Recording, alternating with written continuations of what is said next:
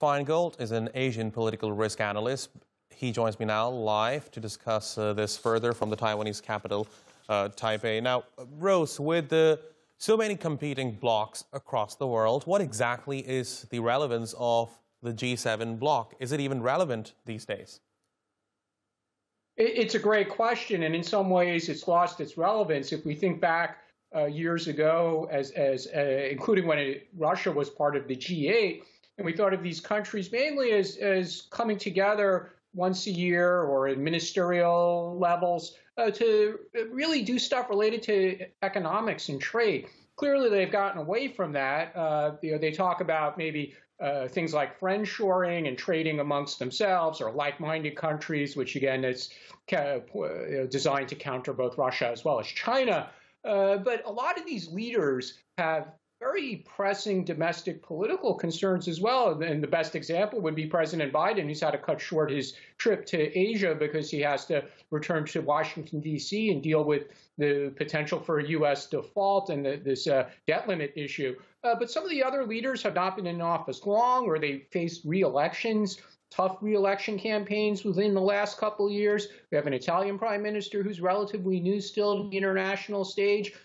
So they all have a lot of different priorities, and it makes it very difficult to stay united or to focus on any one thing. But to be fair, and despite the criticisms I may have just said, up to now, at least when it comes to the war in Ukraine, the G7, to the surprise of many, has generally stayed unified.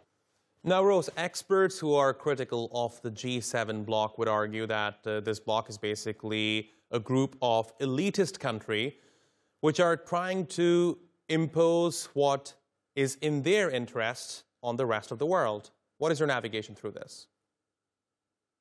I don't think that's necessarily a fair criticism. It's not surprising to hear that. But in some ways, the G7's efficacy, again, it's limited because they're trying to look at so many different issues. It's hard to really focus or succeed on one issue. They're not talking so much about economic issues anymore. They're talking about Ukraine. They're talking about China in a very broad sense.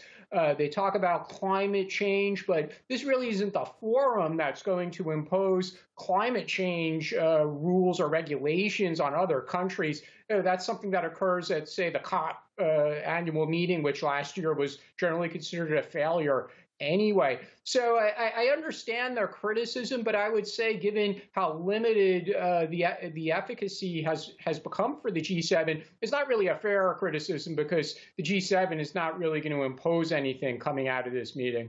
Right. And before I let you go, Rose, since you are joining us from Taipei, tell me, how do you think the Taiwanese people are looking at this summit? Because certainly the Taiwan issue is also going to be part of the agenda.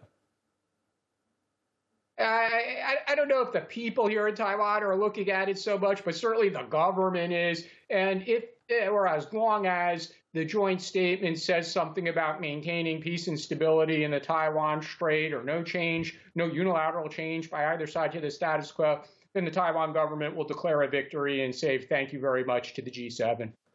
All right, Rose Feingold, it's always a pleasure talking to you. Thank you very much indeed.